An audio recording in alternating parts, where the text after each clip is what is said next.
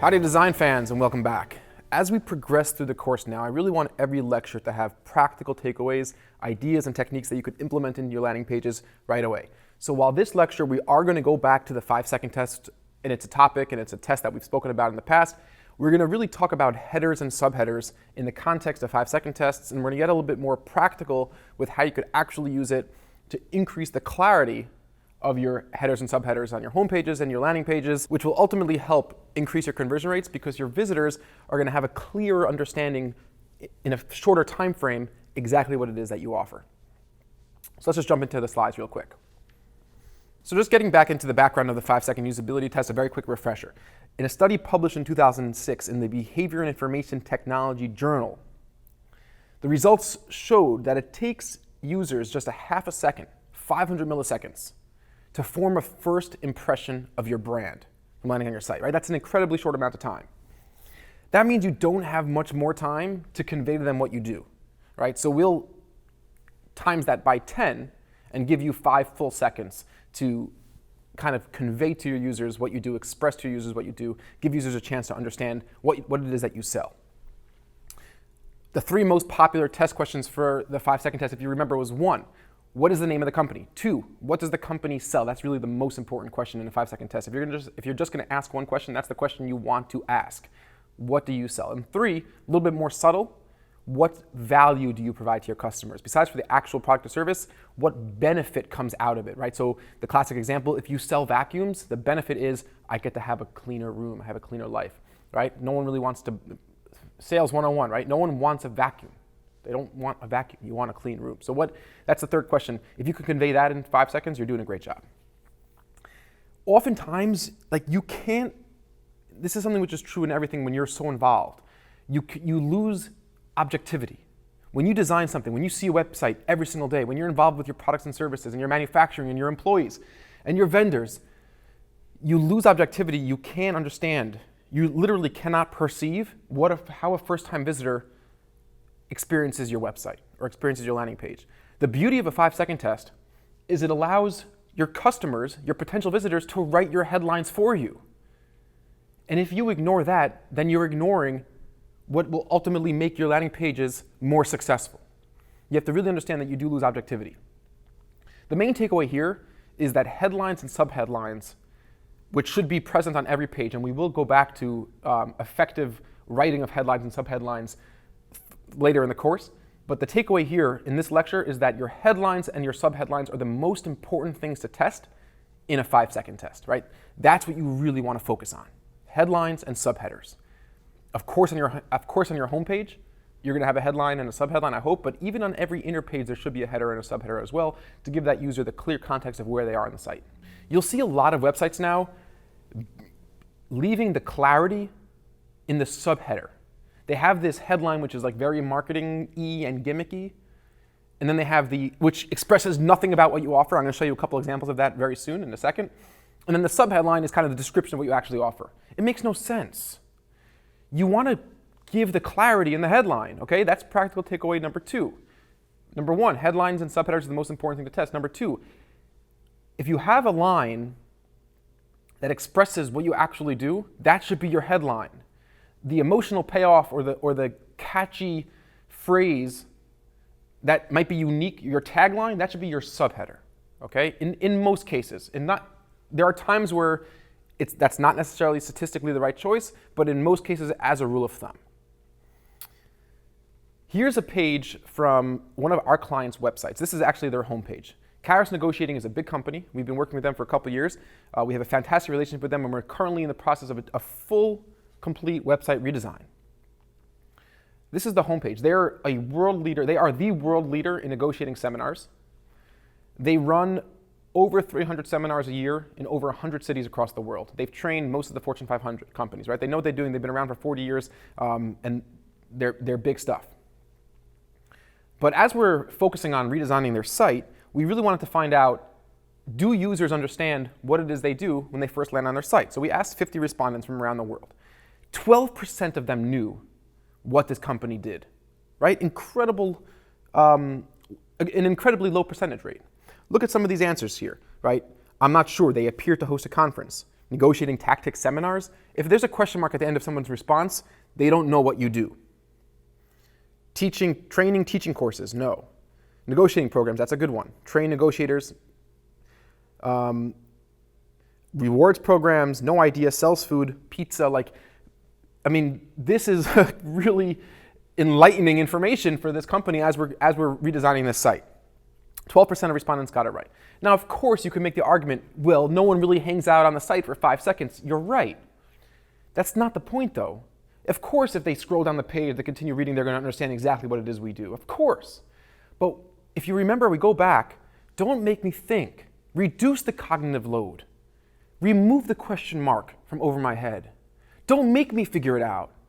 Let it be self-explanatory. Let it be self-evident. Do whatever I can to increase clarity, to increase simplicity. That will increase perceived value. It will increase the ability of a person and their attention and their awareness. 12% of respondents got it right over here.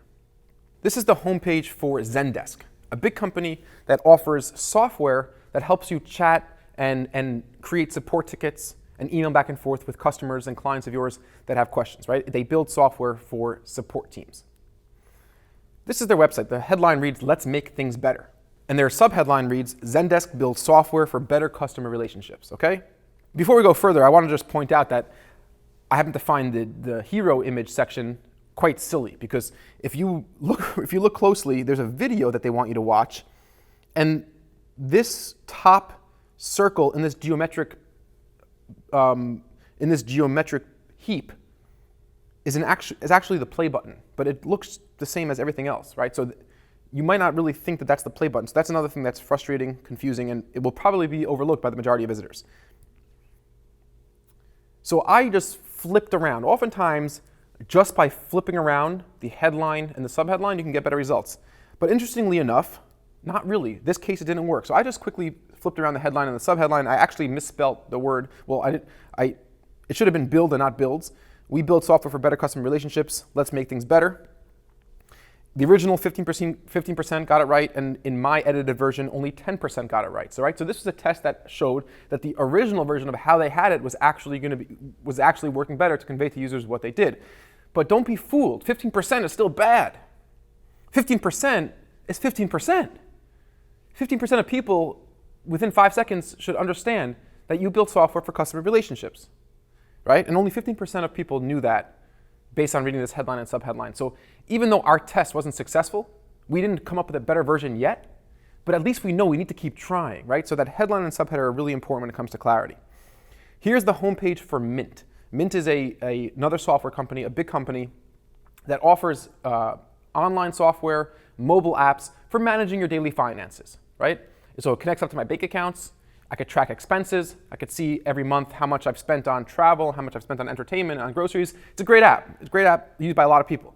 So their headline, once again, this is what I'm talking about. If you want to know what I meant by you have this gimmicky sort of market test, this line, this tagline that might be unique, branded to your company, and then you have the line with clarity. So they got it wrong, right? Their headline reads, "That horizon might be closer than you think." By itself means nothing, right? That horizon might be closer than you think. Zero meaning, zero context, zero clarity with what it is you actually sell or offer your customers. And then the subheadline, the subheader reads, "Will help you get there by managing money and budgets better every day." Still not that clear, right? Nothing about the fact that we offer software. Nothing about the fact that this is an iPhone app. It just says that somehow, if you engage with us, you will have the ability to manage your money better every day. Does that mean, are we private consultants? Are we a team of bankers that will come and sit with you and teach you how to read a P&L sheet? There's no clarity. But the little clarity that there is in the subheader, and it's not in the headline. So I quickly just flipped it around, right? And if you look at how I flipped it around, it doesn't even really make that much sense. I didn't want to come up with my own version. I think I could have come up with a much better version of a headline and a subheadline, but I just flipped it around. We'll help you get there by managing money and budgets better every day. And then the subheader, "That horizon might be closer than you think." I just flipped it around. I changed the header with the subheader. And we got some interesting results. In this 5-second test, I didn't ask users to just write what they thought the company did. I gave a list of a few different options. So I gave the right option, which was software that helps people manage their business finances and personal finances, and I gave a few different other options. One of the other options I gave, it was a multiple choice select, was vacation booking software, right? This is not what they offer. They do not offer vacation booking software. In the first version of the design, 16% of respondents thought that this company offered vacation booking software after looking and reading their headline and subheadline for 5 seconds. Right, you have the woman in the background in the image, the big hero image. She seems to be on vacation near a beach, maybe on her phone taking a picture. Right, nothing to do with finances. 16% of people thought that Mint, which is a software company that offers financing apps and financing tools, they thought that they offered vacation booking software. Okay. In the new design, only 1%, 4% of respondents thought it was vacation booking software, right? So we drastically decreased people feeling that it was something totally what the company wasn't.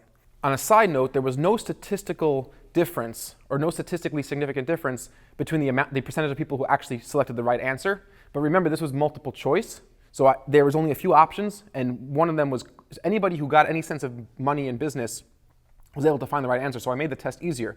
But the main point here is how many, the large percentage of people who felt that this was vacation booking software when in fact it was not, just by flipping that headline around, right? That's a big takeaway.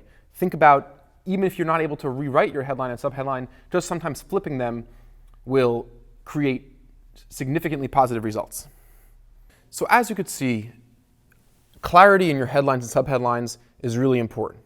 I want you to start thinking about that as you go through each of your pages on your website. Using the ideas that we just learned in the previous lecture about removing question marks, that quest for clarity. Are you being as clear as possible in your header?